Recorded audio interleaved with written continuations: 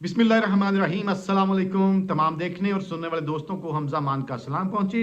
दोस्तों, आज फिर वही हुआ जिसका मैं आपको बहुत दिन से इशारा दे रहा था और बड़ा क्लियरली बता भी रहा था। इस्लामाबाद से आज बहुत ज़्यादा खबरें आईं, ताबड़तोड़ हमले हुए और आप यकीन करिए बहुत सारे लोगों के अरमानों पर पानी फिर गया है, बहुत सारों के अरमान आंसुओं में बह गए हैं और आज जनाब काया पलट गई है। पानी जो है वो पुलों के नीचे से गुजर गया है और इस्लामाबाद में आज जनाब कमाल हो गया है। लेकिन इस मुल्क को मजाक बना के रख दिया गया है। तफसीलात क्या है मैं आपको अभी बताता हूँ। अब राइट नाउ नवाज शरीफ और मिस्टर जनाब जस्टिस काजी फायज ईसा इज्जत माब क्लीन बोल्ड हो गए, क्लीन बोल्ड।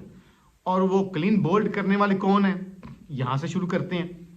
आज अचानक से होता क्या है कि पाकिस्तान के अंदर चूंकि सेनेट का निज़ाम चल रहा है, कौमी असम्बली तो है नहीं, तो सेनेट का इजलास जब चल रहा होता है और सेनेट के इजलास के अंदर कोई बहुत ज़्यादा लोग नहीं बैठे होते। सेनेट की तादाद जो है वो 100 से जायद है।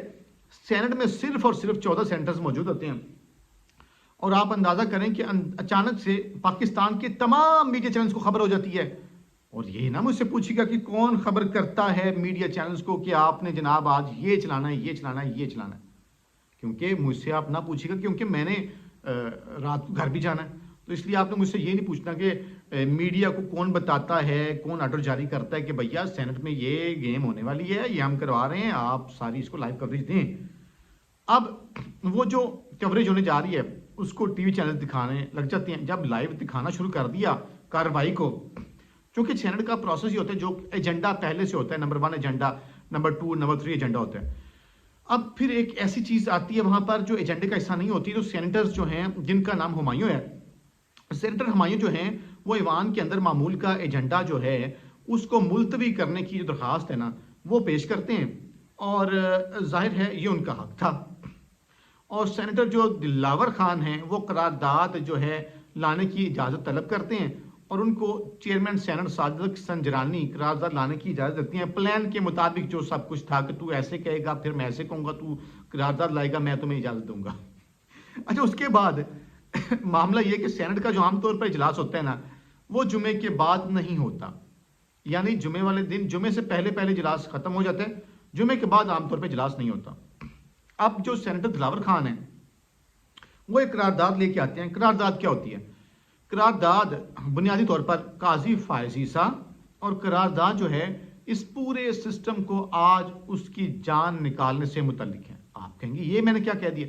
सेनेट में करारदाद पेश की गई है कि जो 8 फरवरी को इलेक्शन की तारीख आ चुकी है उस इलेक्शन को मुलतवी किया जाए, उसको ख़त्म किया जाए।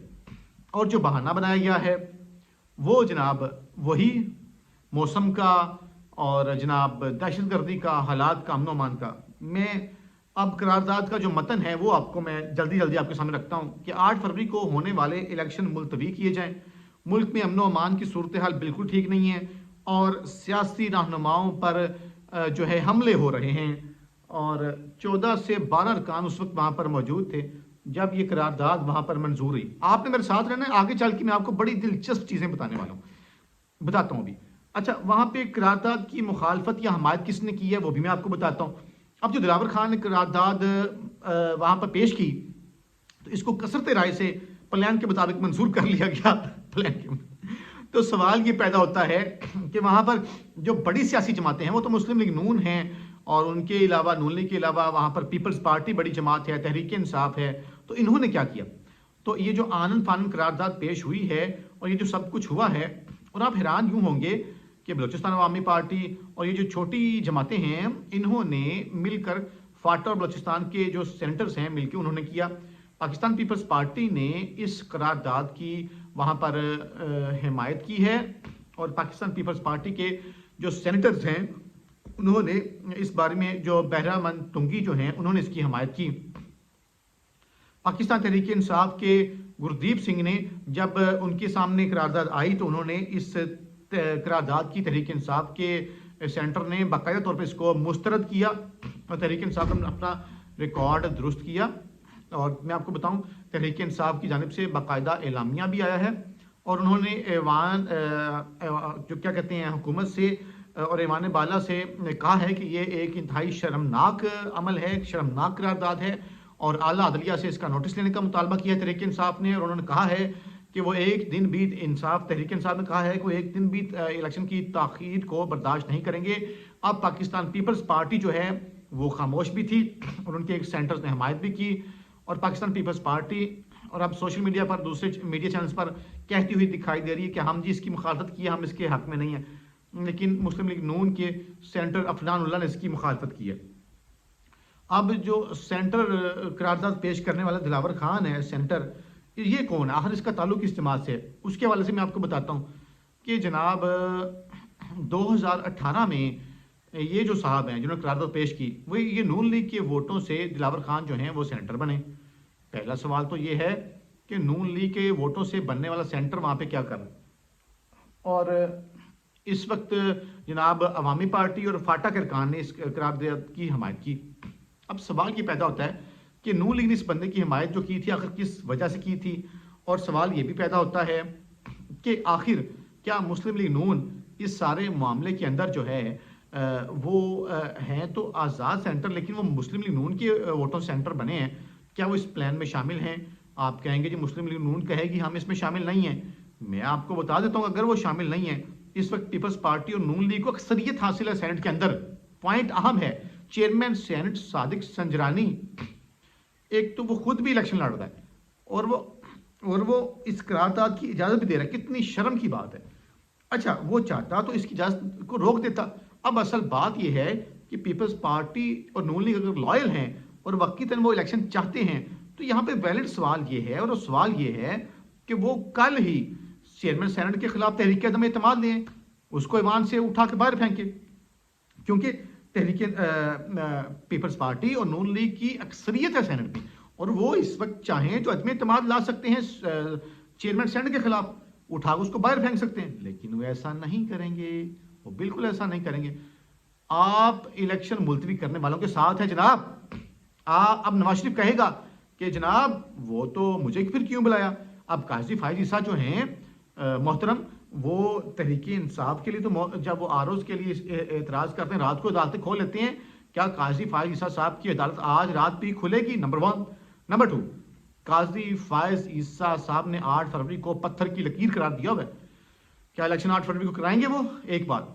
اور دوسری بات، آج ہم نے مختلف کیسز میں بھی قاضی صاحب کو بار بار کہتے ہوئے دیکھا کہ پارلیمنٹ بالادست ہے، پارلیمنٹ سپریم ہے، تو آج پارلیمنٹ کے اندر سے ہی قرارداد منظور ہوئی ہے، تو کیا سمجھا جائے کہ قاضی فائز عیسیٰ پارلیمنٹ کی اس قرارداد کو تسلیم کر لیں گے؟